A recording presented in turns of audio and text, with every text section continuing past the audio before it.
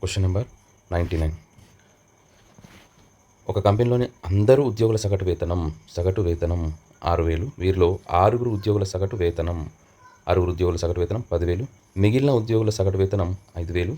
అయితే ఆ కంపెనీలోని మొత్తం ఉద్యోగుల సంఖ్య, అంటే ఇప్పుడు మొత్తం ఉద్యోగుల సంఖ్యను మనం ఎక్స్ గిట్ట అనుకుంటే కనుక, అప్పుడు చూడండి రాసుల మొత్తం అని అంటే ఏమవుతుంది? రాసుల మొత్తం అంటే ఈ ఆరుగురు ఉద్యోగులు ఉన్నారు కదా, ఈ 6 ఉద్యోగుల సగటు. సో 6 ఇంటూ 10,000 ప్లస్ మిగిలిన ఉద్యోగులు ఎక్స్, అంటే టోటల్ ఉద్యోగులు ఎక్స్ అయితే కనుక దీంట్లో నుంచి ఆరుగురిని తీసేస్తే మనకు మిగిలిన ఉద్యోగులు అవుతుంది. సో ఎక్స్ మైనస్ 6 ఇంటూ వారి యొక్క సగటు వేతనం 5,000 ఈజ్ ఈక్వల్ టు, ఇక్కడ మనం ఎక్స్ ఇంటూ, అంటే రాసులు ఇంకెంతమంది మొత్తం ఉద్యోగులు కాబట్టి, లేదా రాసుల మొత్తం బై రాసుల సంఖ్య ఎక్స్ అయితే కనుక ఈజ్ ఈక్వల్ టు సగటు మనకు ఆల్రెడీ ఇవ్వడం జరిగింది 6,000.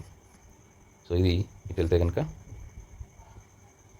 సో ఇది 60,000 plus 5,000x minus 5 30,000 is equal to 6,000x.